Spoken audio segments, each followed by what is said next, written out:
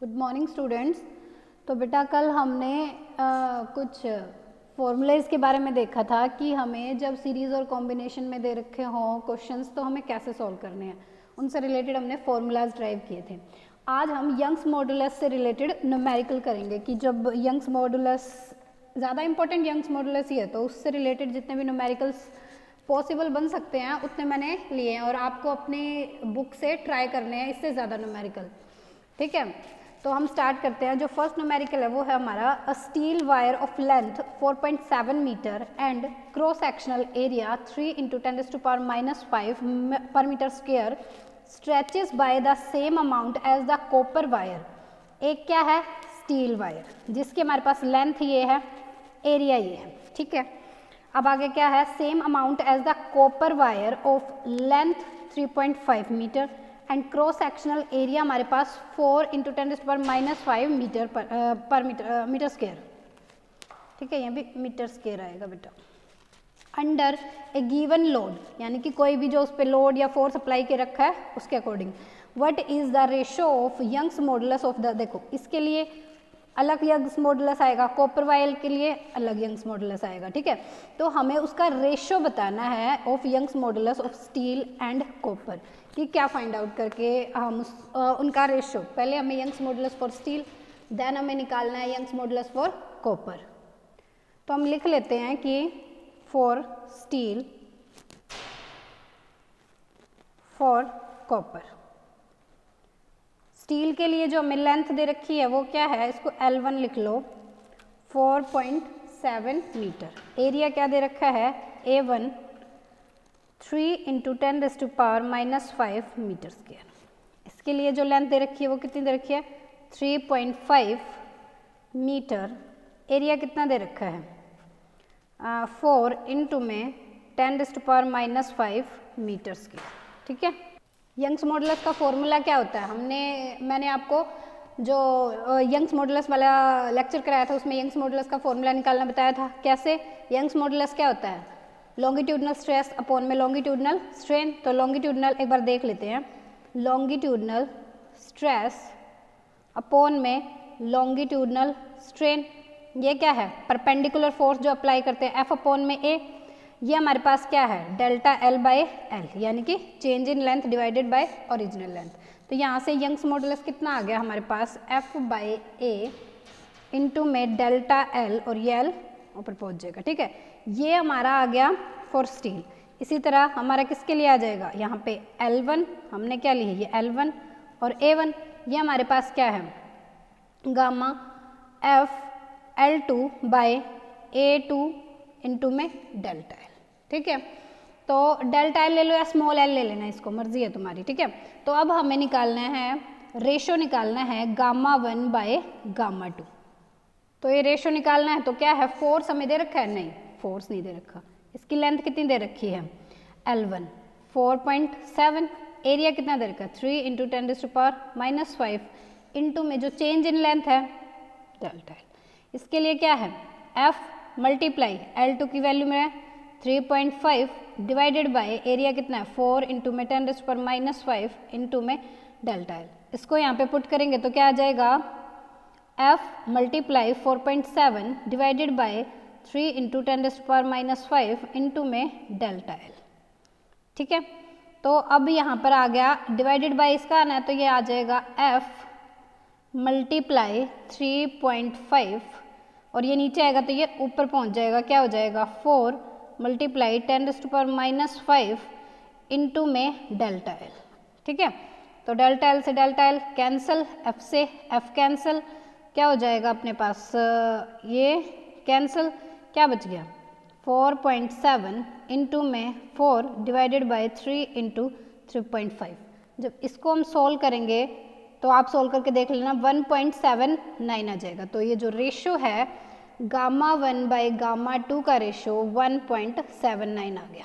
ये किसके लिए था? स्टील के लिए। ये किसके लिए था? कॉपर के लिए। ठीक है, तो इस टाइप के न्यूमेरिकल आ जाएंगे कि हमें रेशो बताओ। नेक्स्ट जो न्यूमेरिकल है वो क्या है बेटा?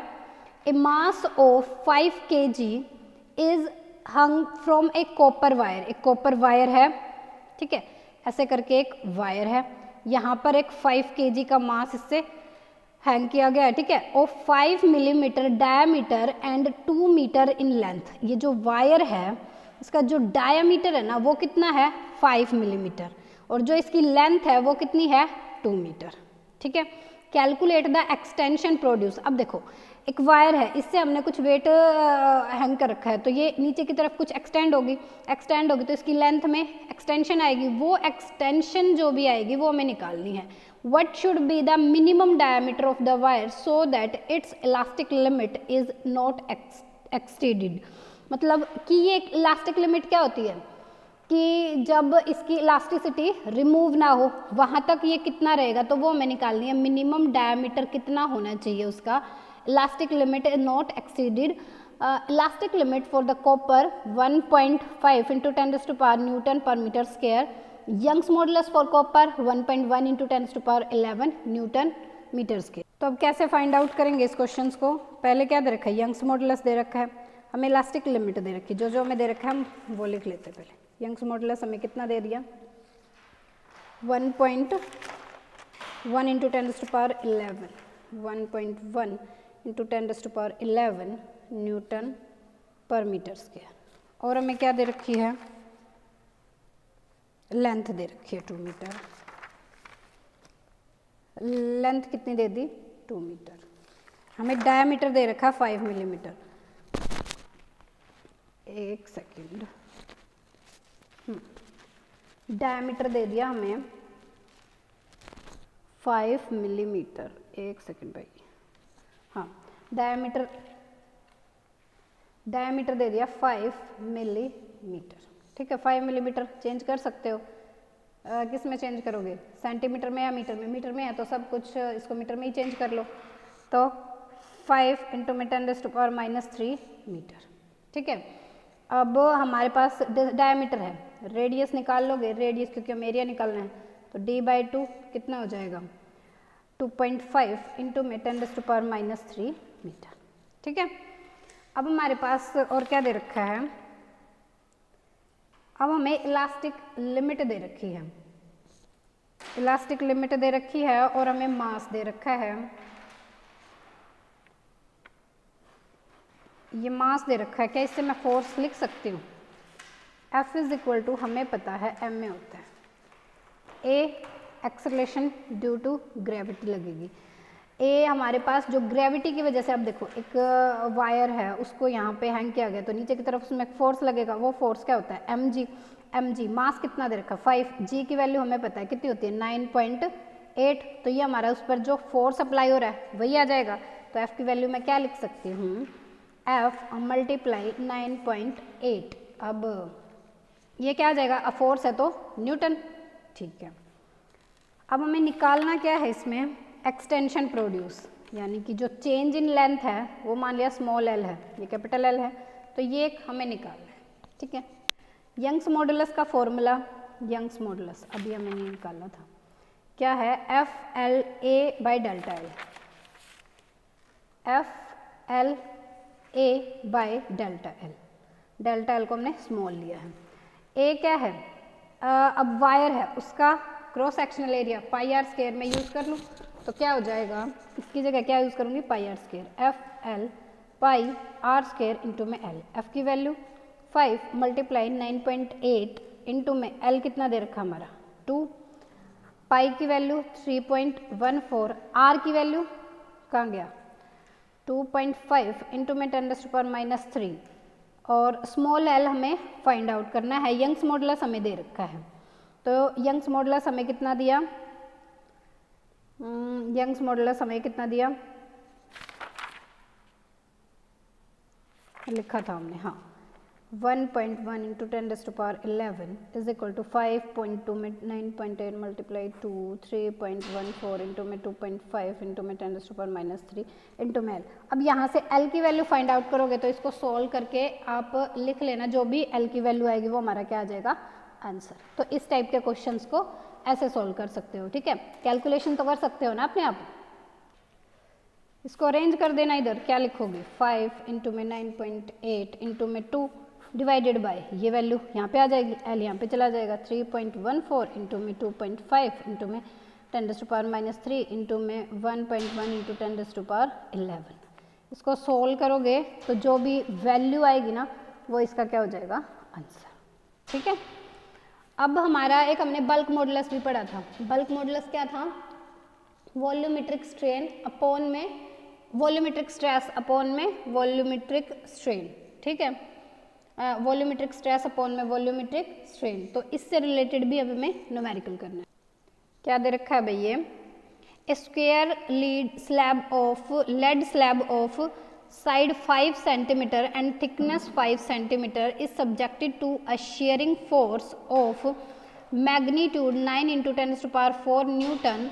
The lower edge is riveted to the floor. How much is the upper edge displaced if the shear modulus of the lead is इतने पास्कल? shear modulus, हमारे पास बल्क मॉडुलस क्या, shear modulus क्या था,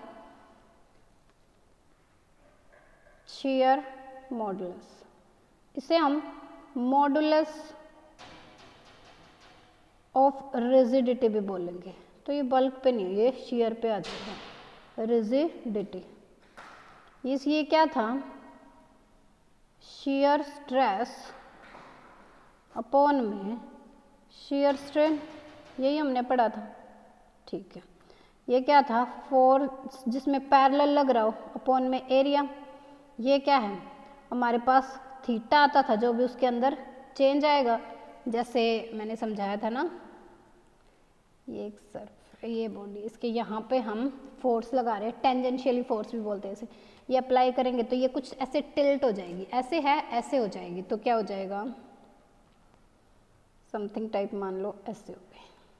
स्मॉल चेंज है, ये आपको दिखाने के लिए मैं इसे शो कर रही हूँ। ठीक है, ये होता है थीटा। तो मान लो ये h हाइट थी, ये x इसके अंदर चेंज था, तो थीटा की value tangent theta perpendicular upon में बेस x अपॉन में h आ गया, तो ये क्या हो जाएगा, f अपॉन में a, ये हो जाएगा x इंटू में h।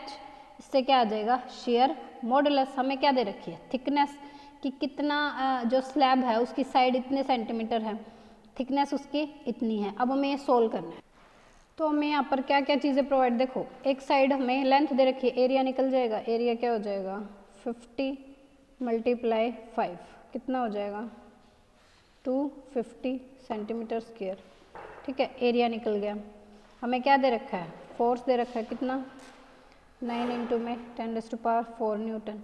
हमें मॉडुलस दे रखा है, इसकी वैल्यू दे रखी है, कितनी दे रखी है 5.6 इंटू में 10⁻19 पास्कल। ठीक है, ये हमें दे दिया। हमें क्या निकालना है, shear modulus force the lower edge of the riveted to the floor, how much is the upper edge displace. जो डिस्प्लेस हुआ है ये जो डिस्प्लेसमेंट हुई, मतलब हमें क्या निकालनी है यहाँ पे x, बाकी सब आपको वैल्यू प्रोवाइडेड है, तो अब हमारे पास x की वैल्यू हमें फाइंड आउट करनी है फॉर्मूले में पुट करके। ये तो अच्छे से कर सकते हो। तो बेटा इस टाइप के कुछ न्यूमेरिकल्स हमें इसमें करने हैं। ठीक है, अब हमें इसमें क्या करना है, अब हमें इसमें एक डेरिवेशन है work done per unit volume in a strain. तो भाई हमें वो वाला अब करना है कि work done per unit volume in a strain, work done per unit volume in a strain. Strain मैंने बताया था, कितना भी किसी चीज़ के अंदर जो चेंज आता है, जो एक्सटेंशन होती है, वो हमारा स्ट्रेन होता है। तो जब बॉडी डिफॉर्म होगी, जब कोई भी बॉडी डिफॉर्म होगी तो उसमें कुछ वर्क डन, क्यों, कोई फोर्स लगाया गया, फोर्स लगाया गया तो उसके अंदर डिफॉर्मेशन आई है, तो डिफॉर्मेशन आई मतलब उस पर कुछ काम हुआ है, तो वर्क डन हुआ है। तो जो वो वर्क डन होता है वो स्टोर हो जाता है एनर्जी की फॉर्म में। ठीक है, तो जो वर्क डन हुआ है वो किसकी वजह से, अप्लाइड फोर्स की वजह से। अप्लाइड फोर्स की वजह से क्या है, डिफॉर्मेशन, तो उसके अंदर क्या है, एनर्जी स्टोर हो गई। वो जो एनर्जी स्टोर होती है वो हमारी क्या है, एनर्जी ऑफ स्ट्रेन बोलेंगे। क्यों, क्योंकि डिफॉर्मेशन की वजह से, उसमें चेंज आने की वजह से उसमें वो एनर्जी स्टोर हुई है। तो अब जब उस फोर्स को हम हटा देंगे तो स्ट्रेस तो हट जाएगा, स्ट्रेस तो हमारा क्या हो जाएगा, डिसअपियर हो जाएगा, ये लगा लो। ठीक है, तो अब एनर्जी जो है हमारी स्ट्रेन की वो भी डिसअपियर हो जाएगी हीट की फॉर्म में। अगर फोर्स हट गया, तो हमारे पास इलास्टिसिटी लिमिट, इलास्टिक लिमिट के अंदर जब हम बात करेंगे तो वापस क्या है, उसमें एक रिस्टोरिंग फोर्स बनेगा और वापस वो अपनी ओरिजिनल पोजीशन में आ जाएगी। तो अब हमें वही वर्क डन निकालना है कि हमारा स्ट्रेन में किसकी, अब देखो मैंने बताया स्ट्रेन क्या है, खिंचाव होता है, ठीक है, कितना उसमें खिंचाव बना है। तो इसमें हम कुछ पॉइंट पहले जैसे एलोंगेशन, वॉल्यूम चेंज हो रही है किसी चीज़ की लेंथ चेंज हो रही है, लेंथ चेंज हो रही है, तो मान लो हमारी जो एल लेंथ थी डेल्टा एल, उसमें इंक्रीमेंट आ गया तो लेंथ चेंज होगी, वो एलोंगेट कर गई। तो एलोंगेशन के लिए एक हम निकाल सकते हैं इसमें वॉल्यूम के लिए कि उसकी वॉल्यूम कितनी चेंज हो रही है, ठीक है। तो फर्स्ट हम करेंगे elongation strain, elongation strain. Elongation strain क्या होगा भाई, इसमें हम लिख सकते हैं let us consider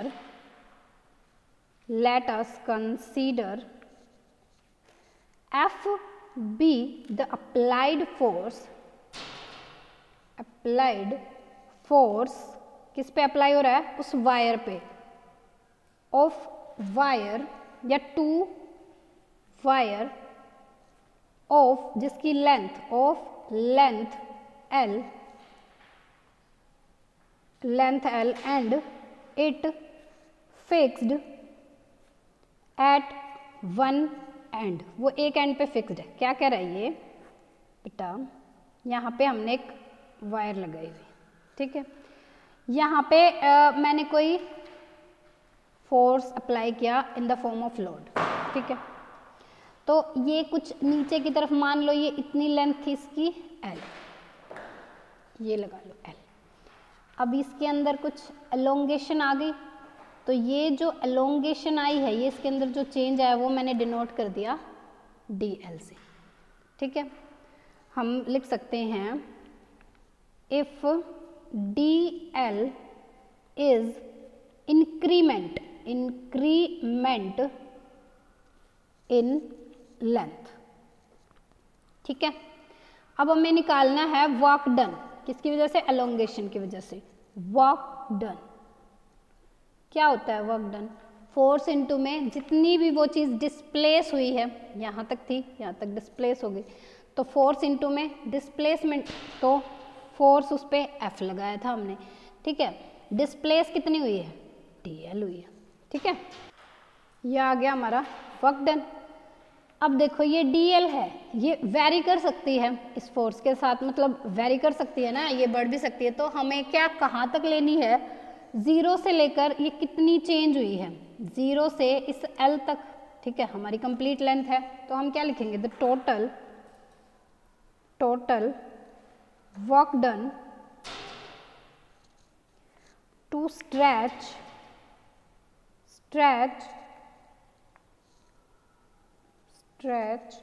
the wire from L is equal to 0 to L is equal to L तक। तो लिमिट्स हमारी क्या हो जाएगी, work done is equal to 0 से L, F कंप्लीट निकालने के लिए इंटीग्रेशन करना पड़ेगा ना, DL। अब देखो हम अभी पढ़ा था हमने जब न्यूमेरिकल किया कि जो यंग्स मॉडुलस है वो किसके इक्वल होता है, FL divided by A into में चेंज इन लेंथ, यही होता है ना, F by A change in length divided by original length, वो हमारी क्या है, ऊपर चली जाएगी, ठीक है। यहाँ से मैं फोर्स की वैल्यू क्या निकाल सकती हूँ, F is equal to gamma into में A इंटू में L divided by capital L। तो ये F की वैल्यू मैं यहाँ पे पुट कर दूँ तो वर्क डन मेरा क्या बन जाएगा, 0 से L gamma AL by L into में DL। अब देखो गामा कांस्टेंट होता है, एरिया उसका कांस्टेंट है, लेंथ ये वाली उसकी कांस्टेंट है, तो क्या बन जाएगा, गामा A बाय L 0 से L into DL, integration L square हो जाएगा, तो क्या हो जाएगा, gamma A by L square by 2 0 से L, ठीक है। अब क्या हो जाएगा, हमारे पास upper limit minus lower limit कर दोगे, gamma A by L upper limits L square by 2, L square by 2, ये आ गया मेरे पास। अब इसको मैं क्या लिख सकती हूँ, gamma by L A L into में एल डिवाइडेड बाई 2, ये मेरा क्या बन जाएगा, वॉल्यूम। एरिया इंटू लेंथ क्या बन जाएगा, वॉल्यूम। तो इसको मैं क्या लिख दूं, या फिर अभी हमने निकाला था gamma force, gamma A L by L, इतनी वैल्यू हमने निकाली थी। क्या निकाली थी, फोर्स की। तो ये हो जाएगा 1/2 एफ इंटू में एल, ये हमारा क्या आ गया, वर्क डन। तो ये हमारा क्या आ गया, वर्क डन। हमें क्या निकालना है, work done per unit volume. तो work done per unit volume, therefore work done per unit volume क्या हो जाएगा भाई, work done per unit volume 1/2 into में एफ इंटू में एल। वॉल्यूम को मैं क्या लिख सकती हूँ, area into L, area into L, ठीक है। तो ये हम क्या लिख सकते हैं, इसको अरेंज कर सकती हूँ, F 1/2 F by A into में ये change in length divided by original length. देखो change in length divided by original length, ये मेरा स्ट्रेन हो गया। एफ बाय ए मेरा क्या हो गया, स्ट्रेस हो गया। तो इसको मैं लिख सकती हूँ work done per unit volume is equal to 1/2 stress into में स्ट्रेन, ये आ गया ड्यू टू एलोंगेशन। अब हम इसमें निकालेंगे वॉल्यूम स्ट्रेन, वॉल्यूम स्ट्रेन।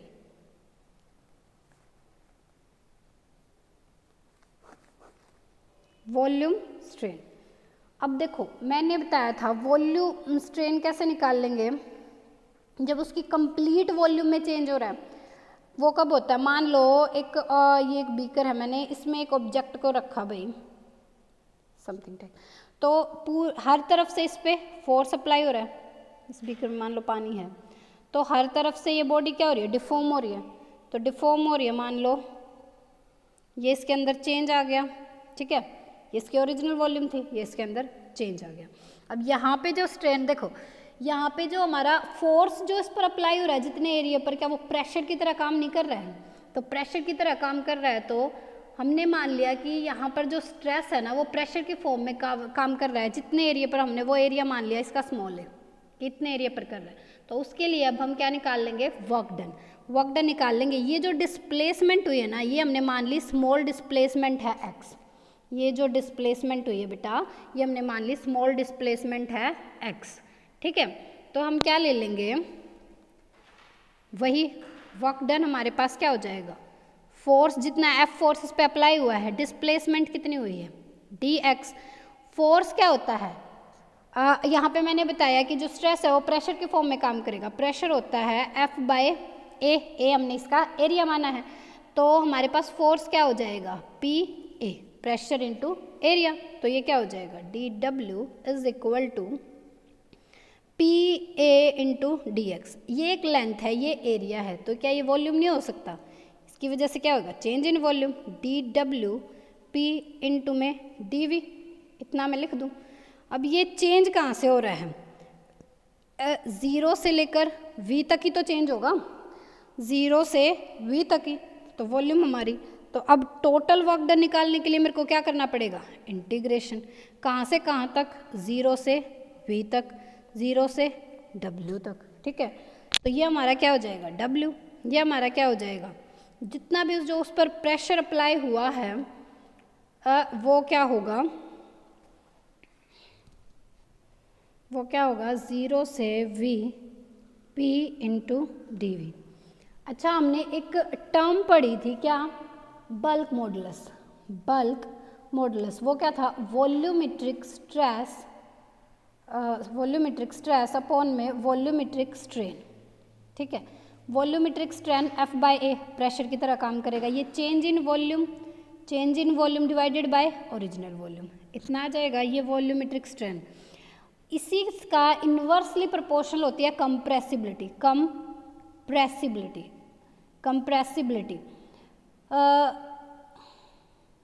ठीक है, कंप्रेसिबिलिटी। इसको हम K से डिनोट करते हैं, जो 1/b होती है।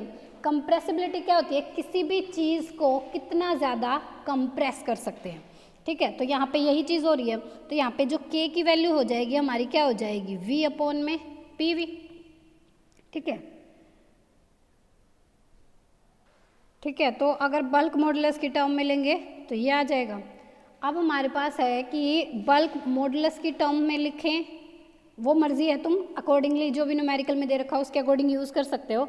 हम इसकी वैल्यू में लिख सकते हैं, तो यहाँ पे हमारे पास क्या आ गया, P V divided by V. यहाँ से मैं पी की वैल्यू निकाल लूँ, क्या हो जाएगा, B V divided by capital V. तो मेरे पास क्या हो गया, डब्ल्यू 0 से V B V by V into में जी वी। अच्छा, अब क्या होगा, देखो ये वाली तो मेरे पास कांस्टेंट ही वॉल्यूम थी जो उसकी स्टार्टिंग की थी, तो बी भी कांस्टेंट वी भी कांस्टेंट, ठीक है। वी डी वी आ गया, वी डी वी 0 से वी तक। अब देखो ये हमारा क्या हो जाएगा, वी बी बाय वी, ये हो जाएगा वी स्क्वायर बाय 2 0 से वी, ठीक है, ये हो जाएगा। इसका क्या आ जाएगा, 1/2 बी बाय वी, इसको सोल्व करेंगे तो upper limit minus lower limit, V square by 2 minus 0, ठीक है। 1/2 हमने आगे लिख लिया, यही हो गया। तो अब क्या हो गया, इसको मैं अरेंज करके लिखूँ, 1/2 बी इंटू में V divided by V into में वी, ठीक है, B V divided by V, ठीक है। अब देखो ये वाली जो वैल्यू है, क्या ये मेरी प्रेशर की वैल्यू नहीं है, यही वैल्यू नहीं है, तो इसको मैं लिख दूंगी 1/2 पी वी। अच्छा, जो ये P है प्रेशर है, यहाँ पे स्ट्रेस का ही काम कर रहा है, ठीक है। तो इसको मैं क्या लिख सकती हूँ, 1/2 मल्टीप्लाई स्ट्रेस, ये क्या है, चेंज इन वॉल्यूम, इनटू में कितनी वॉल्यूम चेंज हुई है, चेंज इन वॉल्यूम, ठीक है। तो अब हमें निकालना है, ये हमारा वर्क डन आ गया, हमें निकालना है work done per unit volume, work done per unit volume. तो कितना होगा, 1/2 इंटू में work done change in length divided by original length, यहाँ पे original length change in volume divided by original volume. Original volume से मैं करूँगी तो ये मेरा क्या बन जाएगा भाई, स्ट्रेन बन जाएगा। तो ये क्या हो गया, 1/2 स्ट्रेस मल्टीप्लाई स्ट्रेन, ठीक है। ये हमारा आ गया work done per unit volume for volume strain. ये हमारे किसके लिए आया है, वॉल्यूम स्ट्रेन। इसमें एक टर्म और रह गई, शेयर स्ट्रेन। देखो हमने क्या क्या निकाल लिया, हमने निकाला एलोंगेशन के लिए, जिसे हम लॉन्गिट्यूडनल स्ट्रेन भी बोलते हैं। फिर हमने वॉल्यूमेट्रिक स्ट्रेन फाइंड आउट किया, मतलब वर्क डन निकाला, work done per unit volume. और हमारे पास क्या है, अब वॉल्यूम के लिए निकाल लिया हम शेयर, यानी कि जो एंगल की वजह से जो चेंज आता है, एंगल की वजह से बताया था ना अभी हमने पढ़ा था समथिंग इस टाइप से। तो ये जो थीटा हमें निकालना है कि work done per unit volume, इसके लिए क्या आएगा, ये work done per unit volume. देखो मैंने बताया था जो ये वर्क डन किया है किसकी फॉर्म में स्टोर हो रहा है, एनर्जी की फॉर्म में, ठीक है। तो मतलब एनर्जी की फॉर्म में स्टोर हो रहा है, तो एनर्जी पर यूनिट वॉल्यूम को बेटा हम एनर्जी डेंसिटी भी बोल सकते हैं। तो एग्जाम में अगर आपसे आ जाए एनर्जी डेंसिटी निकालो फॉर वॉल्यूम स्ट्रेन, ठीक है, for elongation strain, for shear strain, तो आपको कंफ्यूज नहीं हो रहा है। तो एनर्जी पर यूनिट वॉल्यूम क्या होता है, एनर्जी डेंसिटी, या work done per unit volume आ जाए तो समझ में आ ही जाएगा, ठीक है। तो आप यहाँ तक करना और अपने ये नोट्स प्रिपेयर कर लेना, ठीक है। Okay, thank you.